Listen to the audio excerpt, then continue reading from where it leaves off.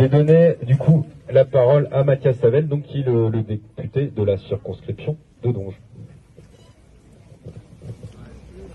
Merci. Bonjour à toutes, bonjour à tous, bonjour camarades. Effectivement, je suis avec Thomas Porte, député de Seine-Saint-Denis, qui était hier à Gonfreville, avant-hier à Gravenchon, soutenir les grévistes de ces sites. Et en ce moment, on a aussi une délégation de députés insoumis sur le site de Grand-Puy. Je veux dire donc le soutien des députés de la France Insoumise, mais plus globalement des députés de la nouvelle Union populaire écologique et sociale, puisqu'hier Thomas était avec des députés communistes à Gonfreville.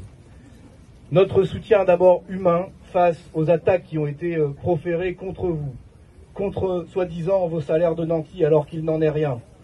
L'insulte qui est faite à celui qui se lève pour venir travailler, qui travaille en 3-8, week-end, dimanche, jour férié compris, avec les impacts que ça a sur sa santé, tu les as rappelés, et sur sa vie de famille. Nous ne pouvons pas accepter que ces gens qui se gavent sur votre dos, sur notre dos, puissent parler de nous comme cela.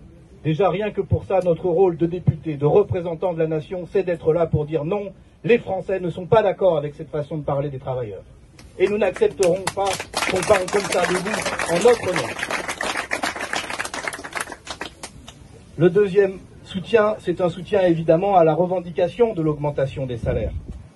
Nous avons bataillé tout l'été au Parlement sur cette question, pour la hausse du SMIC, pour une conférence sociale sur les salaires dans toutes les branches.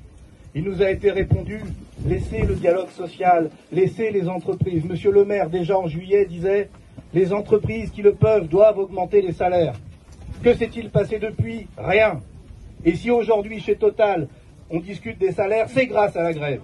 C'est par la grève, c'est pas grâce au gouvernement et à son action que cette question s'est imposée dans le débat.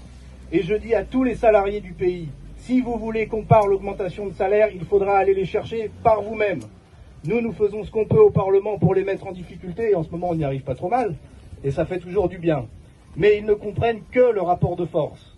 Et donc c'est à vous, puisqu'ils ne veulent pas les donner par la loi ou par l'augmentation du SMIC ou par une conférence salariale nationale, qu'il faudra aller les chercher, notamment à partir de mardi prochain, pour ceux qui n'ont pas déjà commencé, ils sont nombreux ici, que ce soit à Saint-Nazaire, notamment dans les transports ou dans les cantines, et dans bien d'autres entreprises.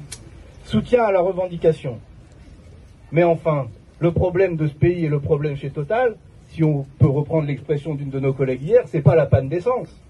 C'est la panne de décence de ce gouvernement et de cette direction. Quand on fait 16 milliards de profits en un semestre, quand on verse 2,6 milliards de dividendes supplémentaires à ses actionnaires, quand un PDG s'augmente de 50%, il n'y aurait pas légitimement des salariés qui pourraient eux aussi avoir leur part. Ils ne demandent pas d'augmentation 50% comme M. Pouyanné. Pourtant, nous, on proposait qu'il y ait un salaire maximum et quand celui veut s'augmenter tout en haut, ils sont obligés d'augmenter d'autant celui qui sont tout en bas. Ça changerait peut-être l'ambiance. Peut-être qu'ils ne s'augmenteraient pas autant. Mais si vous ne voulez pas que les salariés, par cette forme de réquisition sociale, par des hausses de salaire, le demandent, alors agissez. Agissez contre l'inflation, bloquez les prix du carburant pour pas qu'il y ait ces super profits. Et quand il y a ces super profits, acceptez de les taxer comme on vous le propose. Ils ne veulent pas non plus. Donc il est normal, à partir de là, légitime, qu'en plus, dans un contexte d'inflation, les salariés réclament leur dû, c'est-à-dire la richesse qui est créée par leur travail. Ne vous laissez pas diviser. On entend ceux qui voudraient monter les uns contre les autres. Alors l'autre jour, c'était quasiment le concours Lépine à l'Assemblée. Oh, les infirmiers qui peuvent plus aller travailler parce qu'il n'y a pas de carburant. Parce que quand ils ferment 21 000 lits, vous croyez qu'ils en ont quelque chose à faire, des infirmiers? Après venait le second, les transports scolaires qui peuvent pas fonctionner parce qu'il n'y a pas de carburant. Mais il manque 7 000 chauffeurs de transport scolaire.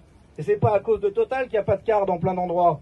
C'est parce que vous voulez pas payer les chauffeurs correctement et que du coup vous en trouvez pas assez pour faire le boulot. Voilà la réalité. Et puis le comble de l'indécence, je ne sais plus si c'était le maire ou Véran, enfin un des deux, qui nous dit vous empêchez, la grève empêche les gens d'aller voir leurs grands-parents dans les EHPAD. Pardon, qui a empêché les gens d'aller voir leurs grands-parents dans les EHPAD? Qui a osé interdire qu'on puisse prendre la main d'un malade ou d'une personne âgée dans un EHPAD pendant le confinement? Qui a osé limiter le nombre de personnes présentes à un enterrement?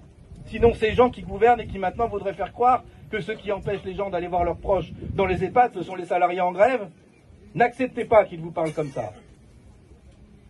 Ils n'ont que la brutalité parce qu'ils ont peur. Ils veulent diviser parce qu'ils ont peur.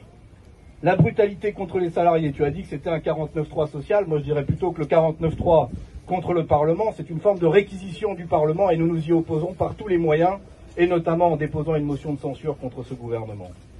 Mais ils ont peur parce que nous sommes puissants, parce que nous sommes nombreux, parce qu'ils sentent que vous êtes en capacité de gagner ici à Total, demain dans tout le pays, et que j'espère qu'il y aura beaucoup de monde dimanche à la marche nationale contre la vie chère et l'inaction climatique qui est organisée par toute une série d'organisations, et bien sûr mardi dans la grève et les rassemblements, et puis les jours qui suivent, il faut l'espérer.